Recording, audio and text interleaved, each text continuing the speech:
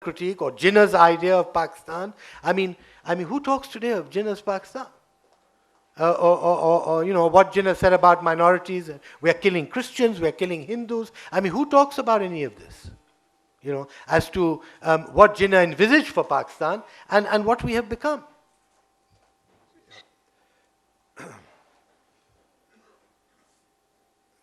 In Egypt, there is an agitation going on among the masses desiring a representative system for Egypt. After 30 years of dictatorship, everybody's in sympathy with them. I think there's a universal sympathy for what the Egyptian people are wanting.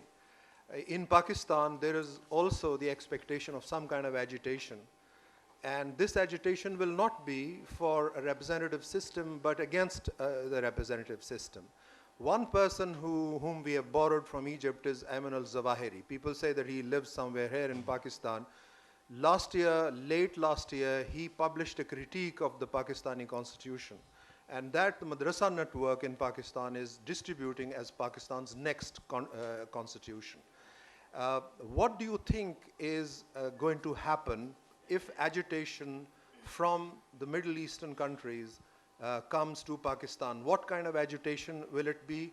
In Punjab, the Chief Minister says it's going to be a bloody revolution. In your projection, what kind of revolution will it be?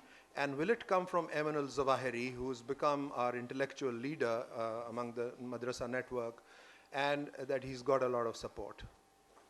Well, very briefly, two things about Egypt. The first thing is, when you lecture in the West, you always get asked, why haven't you produced any leaders? Why do you still have the Bhuttos and the Sharifs and you say, look, when you have come out of, 4 dictatorships, each one 10 years long, how can political leadership, how can young people flourish under dictatorship? Now the West has finally understood what that means in Egypt.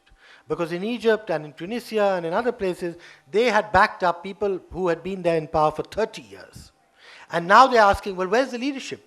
So obviously, you crippled the leadership. You made sure that under Mubarak there would be no leadership. And the only guys who've thrived are the Muslim Brotherhood. So I think, the first lesson is that, we all should wake up that under dictatorship and in post-dictatorship, you cannot expect a leadership. There's going to be chaos and instability in Egypt for many years to come, because there is no potential leadership as such to take over.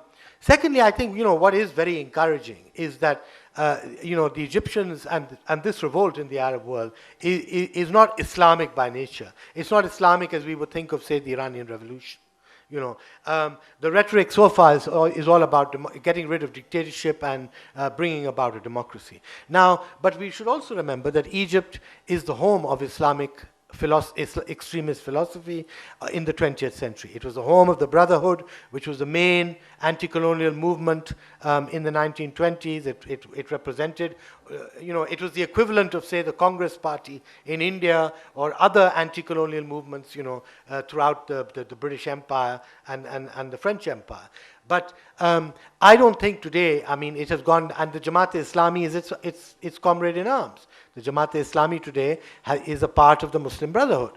And all these parties, what we've seen, the offshoots of Muslim Brotherhood, have gone down the path of elections and accepting some kind of electoral, coming into parliament and all the rest of it.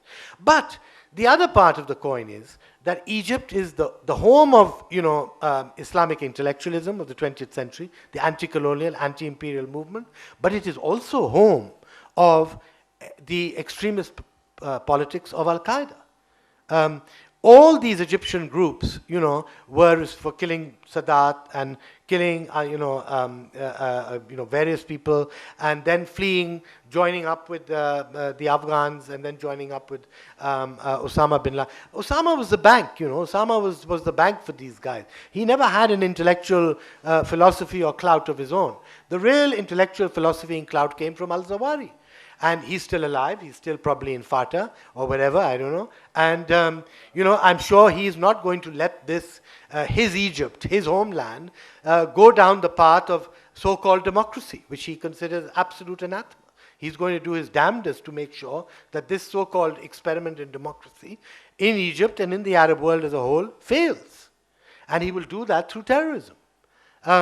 So unfortunately in Pakistan, simply what I see is that if these fundamentalists are able to mobilize more support on these 3 or 4 issues that I talked about, if the only saving grace is that they can't sit with each other.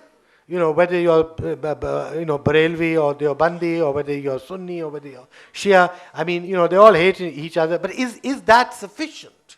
Is that going to be sufficient to stem the rot in our young people, in our educated young people who are kind of gravitating towards this kind of philosophy? No, it's not.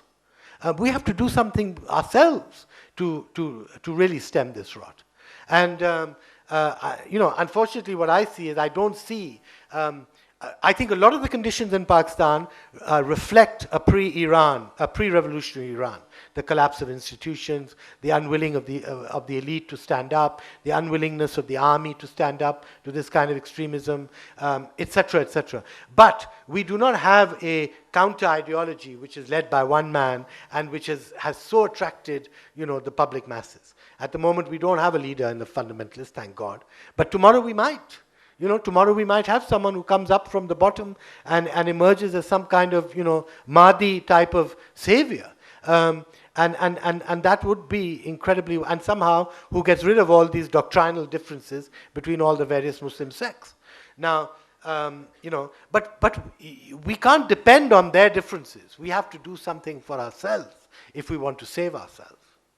Yeah, coming back to Afghanistan, I think during one of the questions that you're answering, you said that we should seek peace with Afghanistan, which means negotiating with whoever is there in Afghanistan to negotiate with. And the people that we have supported in the past are the Pashtuns in Afghanistan. We all know that Pashtun nationalism in Afghanistan is irredentist towards Pakistan, based on territorial claims on us. And there was a time when there was actually a movement for Pashtunistan inside Pakistan. This does not apply to some of the northern nationalities. My question is, when we talk next to Afghanistan, shall we talk only with the Pashtuns, who you say are not really happy with us, or should we include also the Northern Alliance and the non-Pashtun nationalities? Do you think the non-Pashtun nationalities of Afghanistan are inclined to some kind of resolution of crisis with us? Well, the Tajiks and the Uzbeks and the others, we have been talking to them. We invited Rabbani, the Tajik leader, over a few weeks ago. We are trying to broaden our base and trying to talk to them. But the point is that the non-Pashtuns, just like many of the Pashtuns take their message or bidding from Pakistan, a lot of the non-Pashtuns do it from other neighboring countries like Iran and India and Russia. So what we have to be doing alongside that, yes, rebuilding ties with the non-Pashtuns, but also rebuilding some kind of framework with these other neighboring states so that we're not going to be in constant clashes with them. And we're actually going to build something that is feasible. Now, one thing I do want to touch on this, that I think American policy is a shambles at the moment in Afghanistan. Let me say that without having to go into much detail. Whether it was Bush and now it is Obama, I think the need of the hour for the Americans is to talk to the Taliban. And they need a negotiated political settlement in Afghanistan. Petraeus wants to kill his way through the Taliban. Whether they are Pakistanis or Afghans or Pashtuns or whoever they are, Petraeus wants some kind of sort of declaration like the German surrender or some kind of, a military victory in Afghanistan. Now, that is both absurd and ridiculous and is both going to destroy Afghanistan and frankly is going to destroy Pakistan too. We need as quickly as possible for Obama to, and there is a tussle, if you read Woodward's book, you'll understand that there is a tussle between the White House and the State Department and the Pentagon and all the rest of it. But what we need is essentially a quick acceptance by Obama that yes, we would like foreign troops to leave Afghanistan, but as a result of a political negotiation between Kabul and the Taliban. And there would have to be some kind of sharing of power, some kind of deal, which the Afghans would have to sort out. Most importantly, that would bring this war to an end. The West is talking constantly about withdrawal. How can you withdraw when the war is not coming to an end? When you're not prepared to end the war? Now, I think if you are prepared to end the war, then you can set up your withdrawal plans and transition plans. At the moment, within Afghanistan, and I was there recently, you can't be building they are building an army. They're built in 150,000 man Afghan army. But I've seen armies being built in Afghanistan by the communists too. And I've seen these armies disappear into the sand, literally into the sand. 3 times in the space of the Soviet occupation. So, this is what will happen to this army too. Because, it's not based on a proper political strategy that brings peace to Afghanistan. So, I think, we need to get the Americans on board, but at the same time, we have to be a facilitator of the peace process. To expect that we are going to get everything, all our demands should be met first, and all the other neighbors, Jahannam mein jaye, the other neighbors, we don't care a damn about the other neighbors, is a ridiculous position. And then we should also be looking, are we going to be focusing, frankly, I think the military right now is obsessed with Afghanistan. I would like to see the political leadership of this country obsessed with Pakistan. And how do we save Pakistan right now? How do we save the economy? Why are we? I mean, we've just built 110 nuclear bombs for what? How many do we need to bomb? How many times do you have to nuclearize India? I mean, where are our policies going now? Is there any public debate about these issues? Who are setting these national priorities? Isn't it our business that our governments and elected representatives and responsible people should be setting national priorities? Is our national priority to build 110 nuclear bombs right now? Or is our national priority to be setting up a quasi-pro-Pakistan government in Kabul? Or is our national priority to deal with poverty and education and health and the economic distress that people are going through right now?